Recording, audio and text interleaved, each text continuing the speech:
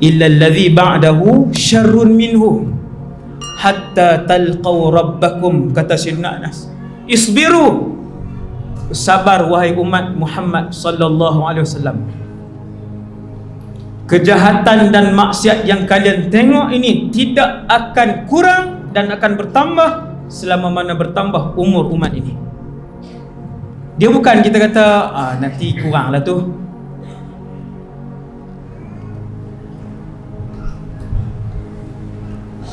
Kata Sayyidina Anas, hatta talqaw rabbakum, sehinggalah kalian bertemu dan menghadap Allah, Tuhan kalian.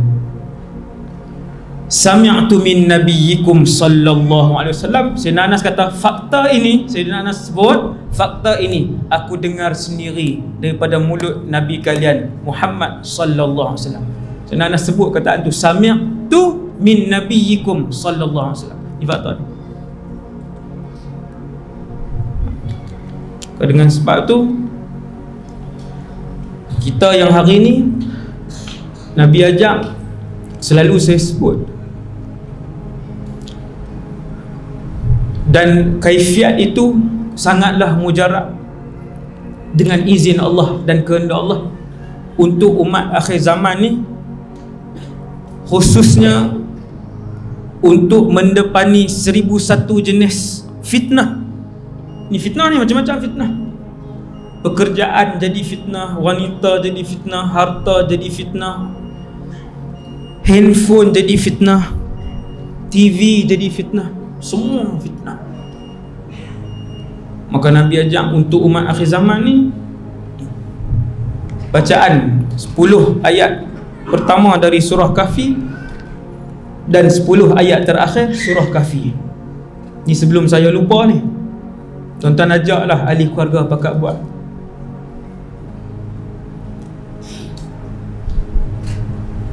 Tiap-tiap kali sebelum mula kuliah, saya didesak, saya mendapat desakan, bukan orang, dalam hati, untuk baca surah Kahfi. Kan? Baca. Tak tahu, saya pun tak tahu. Desakan baca bagi umat Nabi Muhammad pakat buat. Dan dia sangat mujarab kerana surah Kahfi, tuan-tuan, daripada 114 surah yang diturunkan oleh Allah, surah Kahfi ini diturunkan khas oleh Allah untuk menjadi perisai ampuh kepada umat Nabi Muhammad daripada diserang segala jenis fitnah, dan juga fitnah yang paling besar, iaitu fitnah Dajjal. Tapi kena amal dua-dua tempat, dia baru kuat. Dia kalau tuan-tuan amal 10 ayat pertama je, dia jadi macam tak cukup. Benteng tu jadi macam separuh benteng, tapi dia separuh. Tuan-tuan gabung dengan 10 terakhir, dia jadi lengkap ke belakang, insya-Allah. Ayat 1 hingga ayat 10, ayat 101 hingga ayat 110. Duduk dengan ahli keluarga dalam rumah, pasang. Tuan-tuan buka lah, YouTube ada dibaca oleh ramai orang, 1 hingga 10 dan 101 hingga 110.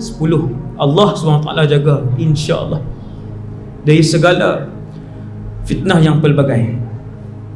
Kita tuan-tuan, kita ni meja ni, panjang meja ni Rasulullah hidup zaman ni. Kemudian yang ni zaman kita. Kiamat akan berlaku zaman ni. Tanda nak tahu kiamat bila, Rasulullah pun tak tahu, Jibril pun tak tahu, tak ada jawapan.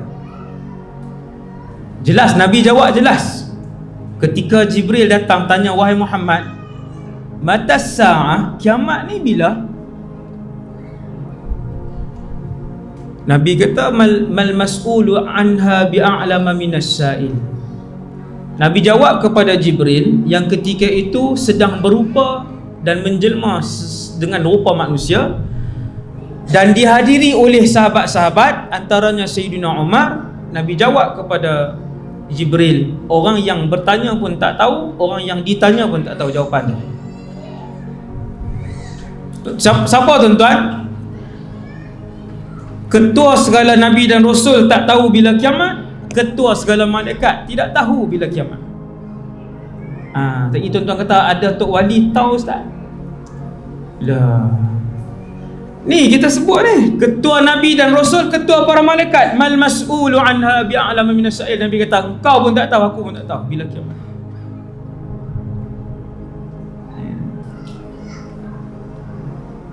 Tuan-tuan, hati-hati tarikat pun banyak ni yang sesat-sesat ni. Dia mula-mula muncul kan, dia claim tok guru dia tahu. Habis.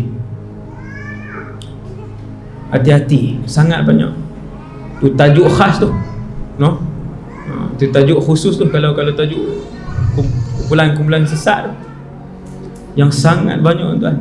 Saya pun bukan pernah menyertai. Saya kata menyertai kata patutlah kata. Bukan menyertai, pernah menyiasatlah beberapa secara serius. Memang dahsyat. Nabi tak tahu, Jibril tak tahu. Maka Jibril tanya, wahai Muhammad, akhbirni an amaratiha. Wahai Muhammad, boleh tak bagi tahu tanda? Maksudnya kalau berlaku tanda itu, peristiwa itu, suasana itu, kiamat dekat. Maka Nabi pun senaraikan beberapa tanda. Ulama bahagikan dua, kecil dan besar. Tanda besar walau satu belum berlaku. Tanda kecil hampir semua sudah berlaku. Tak semua lagi, hampir semua sudah berlaku. Yang kecil Ustaz, ya. Sehingga yang pelik-pelik yang Nabi sebut, yang tuan-tuan tak pernah dengar, Nabi sebut kasratul aqlam, pen menjadi banyak. Tanda kecil, sahih. Kata para ulama hari ini, penulisan menjadi banyak di akhir zaman. Semua nak menulis. Sampai dalam jamban orang tulis dan lukis. Orang tulis dalam Facebook, orang tulis dalam Insta, orang tulis dalam WhatsApp, semua menulis, semua orang nak tulis. Dan buku-buku agama pun banyak. Kasratul aqlam. Kalian akan tengok akhir zaman esok ramai menulis. Betul. Itu dah jadi. Tanda-tanda kecil yang kanan. Maksudnya yang tanda-tanda kecil yang hampir besar, tapi yang kanan yang belum berlaku. Antaranya tuan-tuan, Sungai Furat di Iraq, Syria sana. Sungai Furat ni dia panjang, Turki, Iraq, Syria, dan dia lebar. Warnanya seperti warna ni. Saya belajar di Syria dulu. Saya sempat sampai. Sejuk, tak boleh mandi. Kalau musim sejuk tak boleh mandi. Ada satu kawasan Furat itu di Iraq yang akan surut dan terzahir gunung emas. Gunung emas tu bukan depa pergi simbah cat warna emas. Timbunan emas sebesar gunung. Bila Furat itu surut, maka terzahirlah gunung emas itu. Kata Nabi, ketika gunung emas itu dilihat, semua orang akan ke sana dan mereka akan saling berbunuhan. Daripada 100 orang, 99 akan mati. Ini pakai proses macam-macam ni. Gunung emas. Yang nak pergi, yang akan tarik, lagi balik cari, tak lepas tu tanya Furat di mana. Tuan-tuan, kita dah dengar 100 orang, 99 akan mati berbunuhan. Nak pergi ke tidak orang beriman? Tak pergilah. Tapi dia gunung, bukan seketul ni tuan. Emas kalau besar ni pun dah sekilo lah. Ni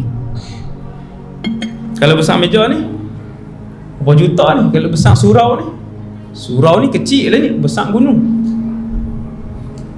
Yang tu antara tanda kecil yang kanan. Kemuncak tanda kecil yang paling kanan, ketika tanda kecil itu berlaku, maka muncullah tanda besar yang pertama, namanya Dajjal. Kita kata botol air ni Dajjal lah. Kesian kat dia. Duk tang ni lah ni zaman ni. Di sebelah tanda besar kiamat yang pertama ini, di sebelah tanda besar kiamat yang pertama ini, bukan jauh tuan-tuan, betul-betul sebelah dia, namanya Imam Mahdi. Tanda kecil kiamat yang paling kanan namanya Imam Mahdi. Bahkan Imam Mahdi itu hidup sempat pada zaman Dajjal ini hidup. Ada 3 tokoh waktu tu, Nabi Isa, Imam Mahdi, Dajjal. Ketiga-tiga ini saling melihat di antara satu sama lain. Dan nampak tak? Dekat lah, saya nak beritahu ni, dekat lah ni dengan zaman ni.